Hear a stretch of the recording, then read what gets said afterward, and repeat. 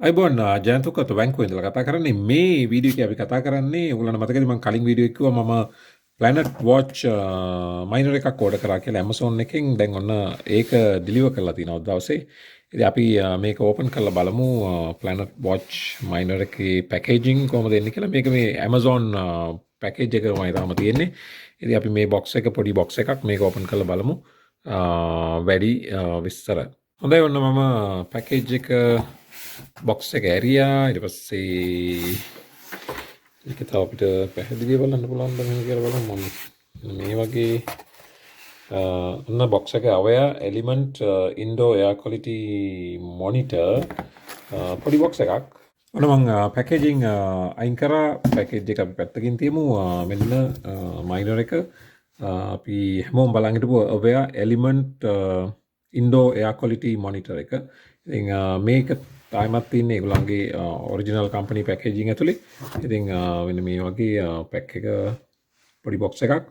ඉතින් මේකේ මොනවද කියන්නේ කියලා බලනවා නම් details ටික sensors what's inside Awair device quick start guide and external power adapter ඊළඟට dimensions ටික තියෙනවා තව languages වලින් තියෙනවා power input එක ගැන details තියෙනවා 100 to 240 volts. එතකොට මේක මේ ඇමරිකාවේ යුරෝපයේ වගේ පාවිච්චි කරන්න පුළුවන් ආසියාවේ ඒ ගැටලුවක් නැහැ 100යි 240යි අතරේ රේන්ජ් එකේ ඕන තැනක යූස් කරන්න පුළුවනි. ඉතින් අපි මේ බොක්ස් එකත් ඕපන් කරලා බලමු. ඊට කලින් මෙතන තියෙනවා මොනවද temperature can affect your comfort, productivity, sleep quality and even your immune system. මේක මෙෂර් කරනවා මම හිතන්නේ මේ තියෙන temperature, humidity, CO2 කියන්නේ carbon dioxide and total VOCs. again chemicals volatile organic compounds කියන එක තමයි VOC කියන්නේ ඊළඟට particulate matter exposure to microscopic pollution from cooking wildfires and other sources මේ ඔක්කොම මේ මෙෂර් කරන්න පුළුවන් මේක ඇවිල්ලා ඔයා මේක Planetwatch type 4 minor එකක් तो Planetwatch type 4 එකේ මෙෂර් කරනවා තමයි මේ පෙන්නන්නේ temperature humidity CO2 VOCs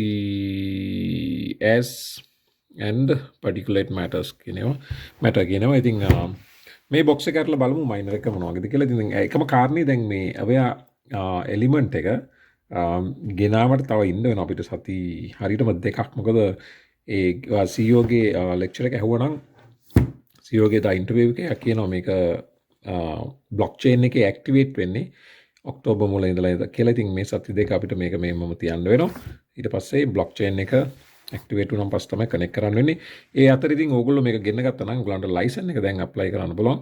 type 4 license එකක්. ඒ type 4 license එක apply කරලා සූදානම් වෙලා ඉන්න පුළුවන් ඔක්තෝබර් 1 වෙනිදා ඉඳලා වැඩේ පටන් ගන්න. I think අද මම මේව පිටත තිබ්බ පැකේජින් එක අයින් කරා. අයින් කරපුවම මේක තමයි පොඩි බොක්ස් එක. Awair element එකේ බොක්ස් එක මෙන්න මේක. ඊට පස්සේ මේක අපි හිමිට මෙහෙම ඇරියෝ තින් මෙන්න තියෙනවා කැටලොග් එක පොඩි පොතක් බුක්ලට් එකක් ඔයාලට ඒක කියවන්න පුළුවන් ඒක විස්තර ඇති. මෙන්න Awair මයිනර් එක.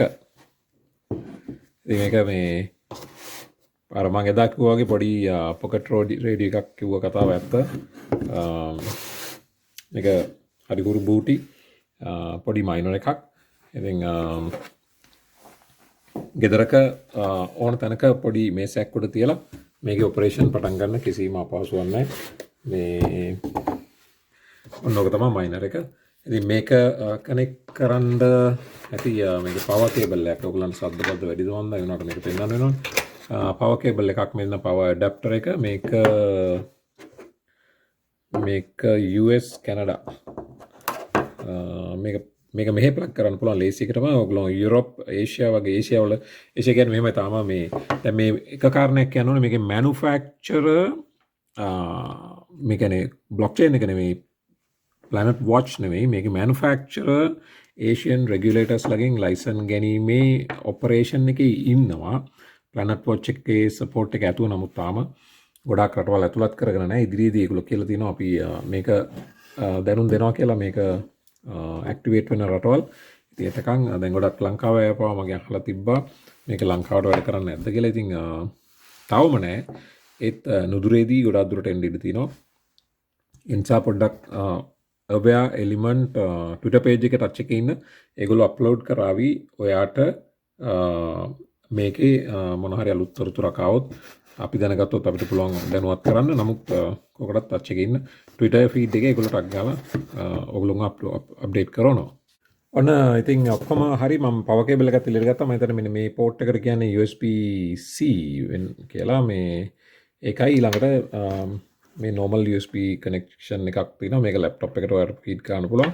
එහෙම නැත්නම් මේ laptop එක ඕනේ නැහැ. දැන් මේ power block එකේ වල තියෙනවානේ. මේකට මෙහෙම connect කරලා මේක wall එකට ගැහුවම එතකොට ඒක එතනින් හරි. ඊට පස්සේ මේ connection එක මේ Awair miner එකේ මෙතන තියෙනවා මෙතනින් feed කරන්න පුළුවන්. ඊට පස්සේ ඔන්න ඒක බිත්තියට අපි connect කරපුවම power supply එක done. ඔන්න miner එක connected power එකට. ඊට පස්සේ මේක plug එක බිත්තියට connect කරපුවම miner එක done. එතකොට ඊළඟට කරන්න තියෙනවා මේක app එක download කරන්න ඕන. Awair Planetwatch app එක download කරන්න ඕන. ඊට පස්සේ ඒ license එකේ ඇති මොකක් හරි reference number එකක් ඒක අනුව ඔයාට මේක automatically blockchain එකත් එක්ක connect වෙන්න පුළුවන්. ඉතින් එකම දේ app එක download කරන එක විතරයි දැනට. app එක download කරලා activate කරන්න අපිට ඔක්තෝබර් 1 වෙනිදා වෙනකන් ඉන්න වෙනවා. එතකන් ඉතින් ඉවසීමෙන් ඉමු.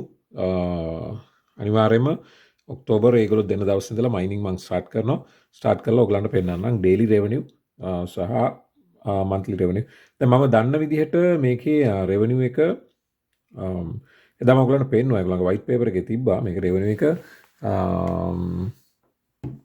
දවසකට HNT coins 28ක්. ඊට පස්සේ blockchain එකේ percentage එක 20% අයින් කරගත්තාම ඊට පස්සේ අපිට එන්නේ 80% ඒ කියන්නේ 23ක් විතර HNT.